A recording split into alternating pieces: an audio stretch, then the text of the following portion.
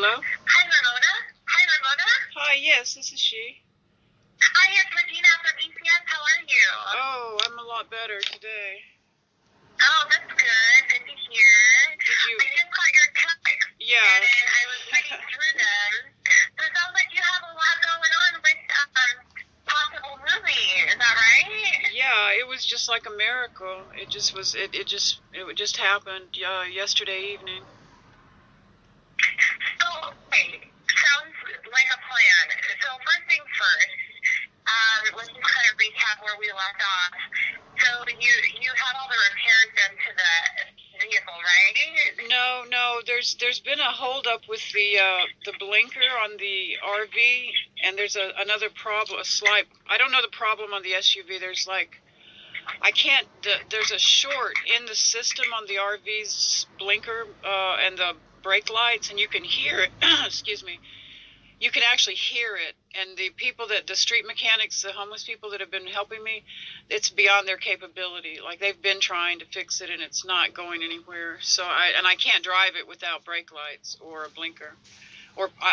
Yeah. I know I can pass smog. That's not part of a smog, but just getting to the smog place without that is like dangerous. Right, I agree. Yeah, and the SUV, there's a problem there.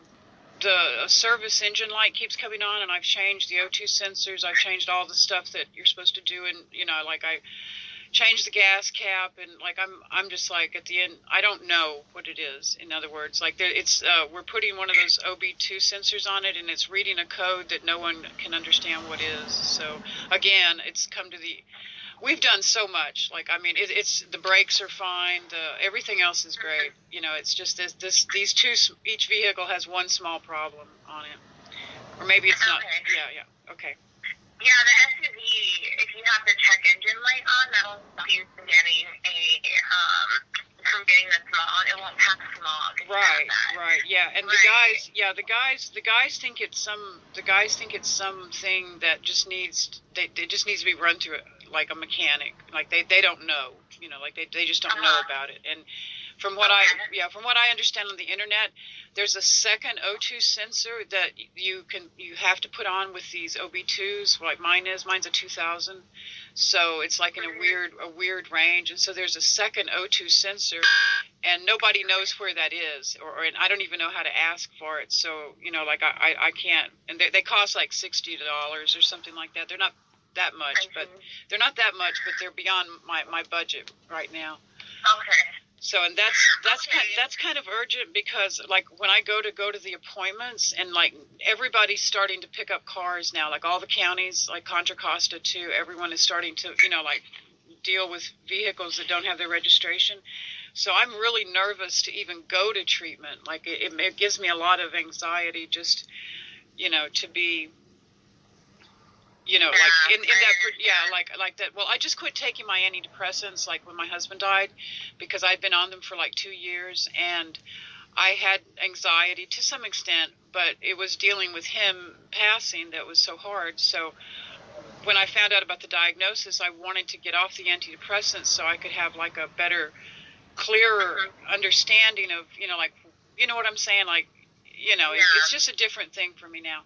So I'm not really experiencing anxiety. I'm not saying that, but like I'm concerned that I could, like go have a relapse, right? Because I just came off the antidepressants like fully about 2 months ago. So, and I'm feeling okay. Like I feel more it helps with the brain fog, because I get really bad brain fog from the Lyme disease, and antidepressants contribute to that. So that's like my thing. Okay, so that's where I'm at. Well, I'm glad at least you're still feeling good. I mean, even after all that, that's definitely a good sign. Yeah. Yeah. I wanted to ask about this opportunity for you to move to. So it sounds like that you got some information yesterday from someone about a possibility for a place to park your RV. Is that right? Right. It's an actual trailer park.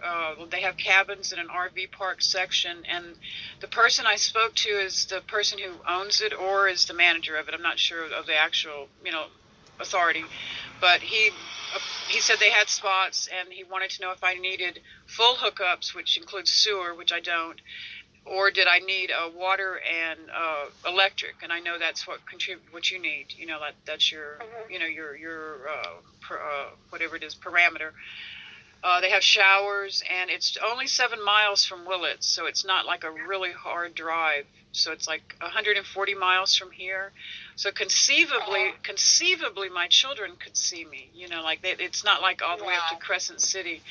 Plus, I have a friend. I have a really good friend in Clear Lake who lives in Kelseyville, so that's even closer.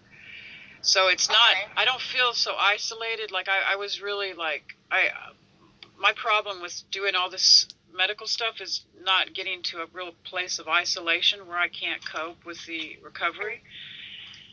So this is a good in-between kind of spot, and it's he said $890 to move in, and he just because my friends, the people I spoke about, just because they asked him, he said automatic. They've been friends their whole lives, so they've known each other like 50 years, 60 years, so.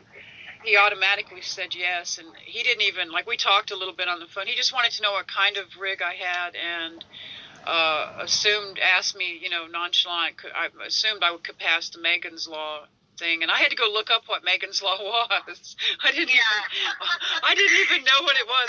Arson. Yeah. Arson is included in that, I was like, no, I don't have any of those problems, but I didn't even know what it was. Yeah. Well, that part is the easy part, right? You don't have to worry about that. Yeah, so just the hard part is getting someone to accept an older RV sight unseen with me with no credit history or rental history. Right. I mean, not credit history, but rental history. I don't have bad credit or evictions, but I don't have, I've been literally living in daily pay campgrounds for years now, and there's no reference. There's no references there. And then the pandemic, I've been in crisis for 10 solid months now. Yeah, well, that was going to be my next question. So does he require for you to have the registration already in place, or is he going to overlook that? No, it has to have the registration in place. That's just a. I see. Plus, also, the other thing, too, about the registration and the vehicle running itself properly is that this is fire country. Just last September, they had a terrible fire. They had to evacuate, practically the whole area. So when in a mobile situation, when you live in an RV and vehicles, it's really, really essential at any point, but especially in fire country. You could literally lose your life by not having your vehicles run in that, around Clear Lake too. That's the reason my husband and I never moved up to Clear Lake or anywhere was but this one is all right because it's right off the edge of the Highway 101. It's not it's not in a super rural area. It's not it is very rural, but not in some of the stuff is so remote. What happened in Paradise was just a tragedy. That's a real. Oh, absolutely. Yeah. And for me being sick, I have to really this. I had to go look on the map, and once I saw how well located it was, I just started crying. I was just because I've been dreading. Yeah. I'll be honest with you. The places that I reached out to were so negative. And about it's like a really tight market right now for people in my income level. So it's such a blessing. I'm just Yeah. And he just automatically suggests. I don't. He just wanted to know if Randy and Mitzi were going to come up with me. And so they told him they were going to come up and everything. But he doesn't know how ill I am. So that I haven't told him any of that. So I'm rather not tell him that. Okay. Yeah, because it's kind of private, and I don't want people looking at me did she have a mastectomy or didn't she, or is she getting treated? Right. I'm getting I get a lot of really personal comments about that, and it's almost like being pregnant. People are always wanting to touch your, your belly. Well, this is a really negative kind of thing, but people are very inquisitive, and I don't want to deal with my housing situation from that perspective. Right. Well, so let's talk about then so it sounds like you need to get the RV looked at by a mechanic, and then also to the SUV. So what would it take for you to get an estimate of how much it would cost? Well, there's some mechanics that are mobile mechanics that have actual on Craigslist. I could reach out to one of them and some of them were specialized in smog too. Like I just looked briefly a few weeks ago at that type of thing. And so I could get someone to come to me and give me an estimate, and then they would have I could get one, make sure they had a number, like the mechanic's number and stuff. So we knew we were dealing with a professional, because a lot of my problem too with the vehicles is that I've gone through 9 mechanics in 10 months and been ripped off by 2 of them. And everyone I'm dealing with now is like crazy people. Like, I'm serious. They're just flat, homeless, crazy people. Big hearts. I mean, they've done all this work for free. My mind is blown by people's generosity with their time, but I don't really know where I'm at. And I would love to have a mechanic just drive it around the block and say, "Oh, it's okay," So I'm at the finishing stage is what I'm trying to say. There's nothing. We drove it from the beach. I went and got the other mechanic in Pacifica, and we went and he drove the RV like 30 blocks altogether. And he got out of the truck and he said, "There's no problems with this truck whatsoever. There's just a simple." He said it purred, and it did start up and was great. Like it really. And my husband always said this was the best truck he ever drove. So I feel really confident putting money and time, and I have to. It's my home. I'm really attached to it. So anyway, I came back to the original spot, and it drove fine, and there was no problems with the brakes. We fixed those. So that was the big problem last time we talked, was the brakes. So a mechanic, and then the DMV may be a little more complicated, simply because, I know the tickets are an issue, but the not that they're complicated, they're all current, like the recent tickets, but the problem is that I have to go there and bring certain paper, like his death certificate, and sign in person, so they transfer it over to me. And I've got the DMV account started, but it doesn't show, like it's a special unit that deals with transfers for inheritance purposes. So I'm not sure if it's I know for sure I have to go back myself at least once in person to make it happen. And then I guess I would just tell them that you're going to, I don't know, I don't know how that works. Like, to transfer it has to be paid too. So I'm not sure how that. Right. But I can go again. I can go again and sort it all out, and then give you the information. And it's not I feel better that I don't have to sit on top of the RV and worry about being towed now automatically. It's been the worst 72 hours for that. they were so aggressive over there at the beach where I moved to. Oh, it was they were so aggressive. I got 6 tickets in 2 days from the police. Oh my God. From the police, and I had no less than 7 visits. And some of them were super nice guys and really sympathetic, and a couple of them were absolute, just the old school. You realize I lived this way a long time in a school bus with my children on this beach. That's why I came back to San Francisco, because it helped my heart to get over, deal with my husband passing. So that's why I came back to San Francisco, was to just I had a real sentimental reason. We lived on this beach for a really long, 17 years, raised our family, raised our kids here in a school bus.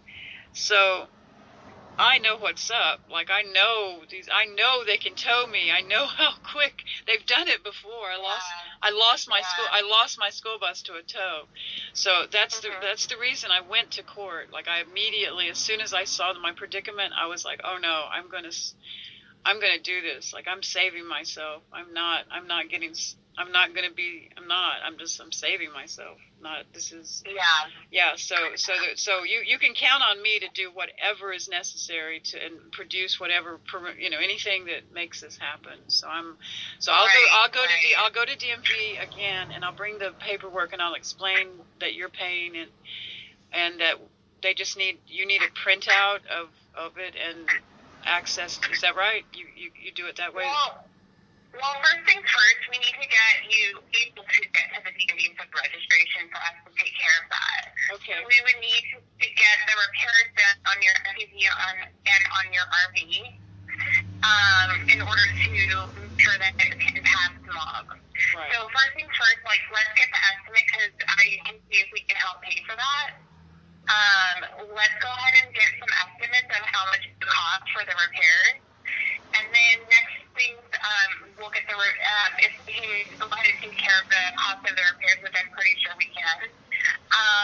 we can do next is then get you swabbed and the registration taken care of. That's Okay. the next phase. Yeah. Okay. So why don't you go ahead and submit some estimates for the cost of the RV and the SUV over to me, and then I can take a look at them. And then if all things go well, we can go ahead and submit a payment for those. Okay. In order to happen. And then I don't want you to worry about the cost or anything. Just make sure that whatever you need to get done on that for it to pass log, that is included in the estimate. Okay. We don't have to go back and forth with a repair shop. I would also choose look on Yelp and see versus Craigslist. Craigslist tends to be people kind of soliciting their services without really having the skill set or even the qualifications to do it. Gotcha. I want to make sure that we do this right. Right. So I would probably just look on Yelp for some mobile mechanics and Right. see Okay, that's a kind great. of the reviews that are out there. Yeah. Yeah, great And then from suggestion. there, Yeah, that's a great suggestion. yeah. Okay. Yeah, and then like I said, we'll go ahead and submit the estimates to me, and then I'll go ahead and take a look at them. And then from there, next steps would be to go ahead and do the repair so we can get the smalls done. Okay. And then we can take care of all the registration. In the meantime, what I would do is kind of let the mobile park know that your situation on what you're working on, just so that they're aware and you don't lose that spot. And if there's anything that you can do in the meantime to hold that, Okay. whether it be applying and getting approved and submitting the holding, whatever it is, I would Okay. find that out and then get back to me on Okay. what it is that they're asking. Does that All sound right. good? Yeah, that sounds great. Yeah, that was going to be my next question, if I could do something like put down a deposit over there, because I want to. Right. Yeah, Right. my income is so limited right now. I haven't gotten the stimuluses because I had school loans outstanding, and I think that's why it is. I'm not completely sure yet. I haven't received anything. So I'm doing all this on an SSI budget, and it's like literally impossible for me to pull, any more money for even a little bit of a deposit for him. So, and I wanted to make a good impression, when I obviously. I'm so grateful to have found someone willing to take me sight unseen, didn't ask about credit or any, he was just very, a really nice sounding guy too. He was really calm. Mm-hmm. Yeah. And I don't want you to lose out on this opportunity either. So Right. whatever steps that they need you to do in order to kind of reserve your spot, even if it means you're putting down a holding fee, whatever.